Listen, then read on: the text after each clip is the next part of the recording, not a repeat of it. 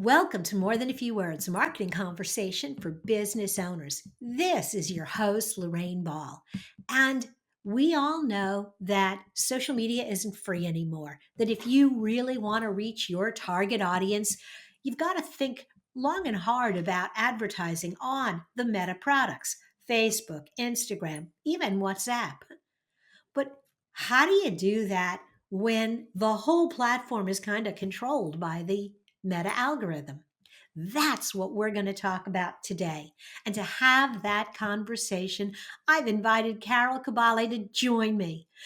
Carol is a Facebook ad and strategy consultant. She's got more than 8 years of experience in the marketing industry, and she specializes in helping women entrepreneurs grow their business through strategic social media campaigns, email marketing, and evergreen sales funnels. Carol, welcome to the show. Oh my gosh, Lorraine, thank you. I'm so excited to be here. I am so excited to have this conversation because, full confession, I'm an organic girl. You say the word advertising to me, and my head hurts. So I loved this idea when we were talking about the show, where you were talking about taking control of the meta algorithm. How do I start? Where should I really start thinking about playing on that platform?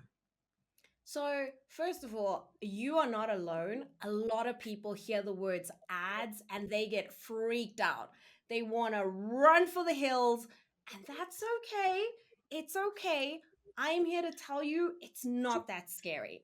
The best place to start with any meta product is to look at what you already have.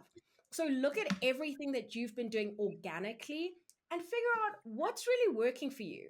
Is it your reels? Is it your carousels? Is it old school posts? What are people engaging with? Is it the content? Is it a topic?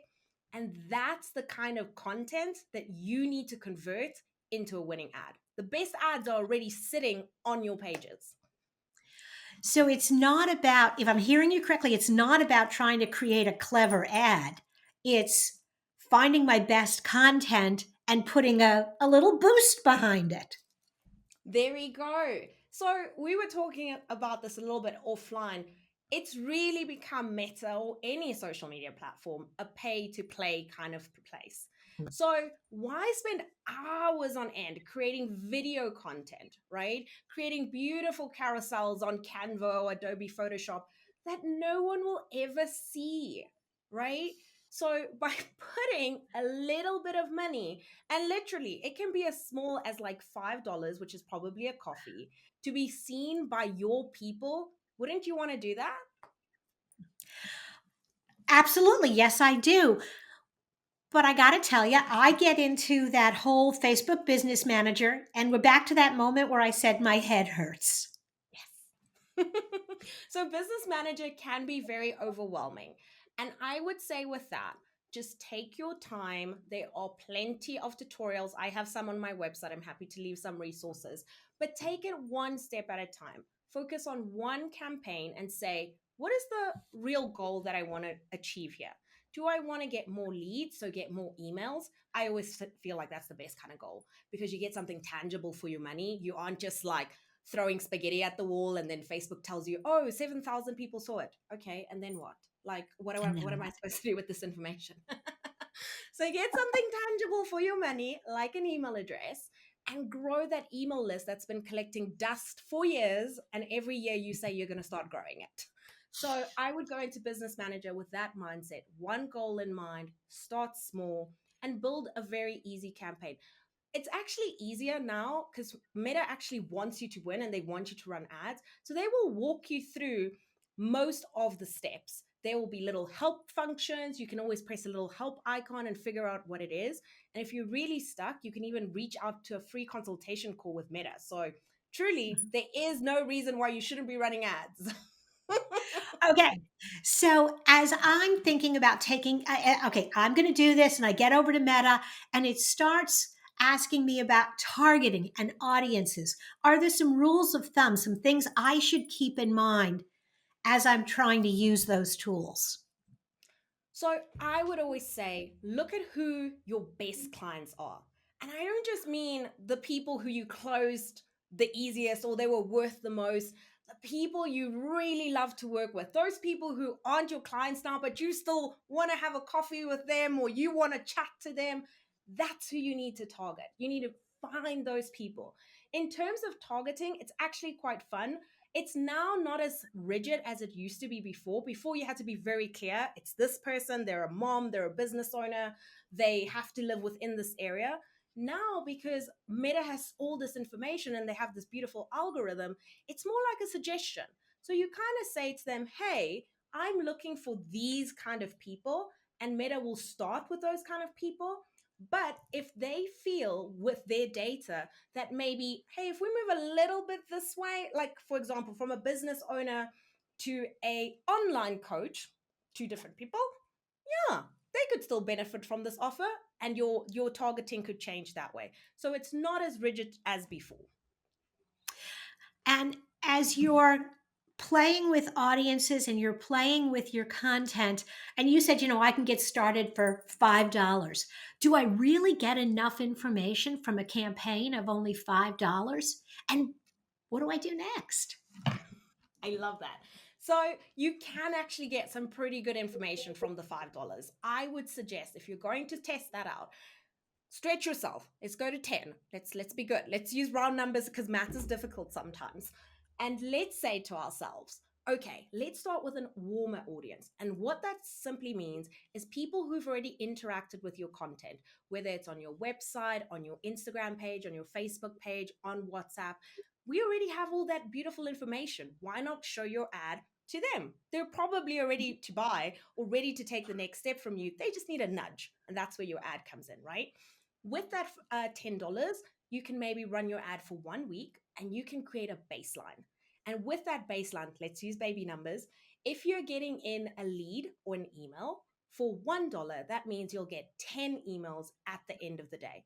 You can also see if your ads are coming in more expensive, like $5 or $10, how much you would actually have to pay to continue running ads on a daily basis. Sometimes I've had clients of mine who thought, oh my gosh, this was going to be so expensive. Doesn't have to be. Your goal just has to adjust to your budget. Is particularly with reels, I think sometimes it's easy to get a lot of people to watch.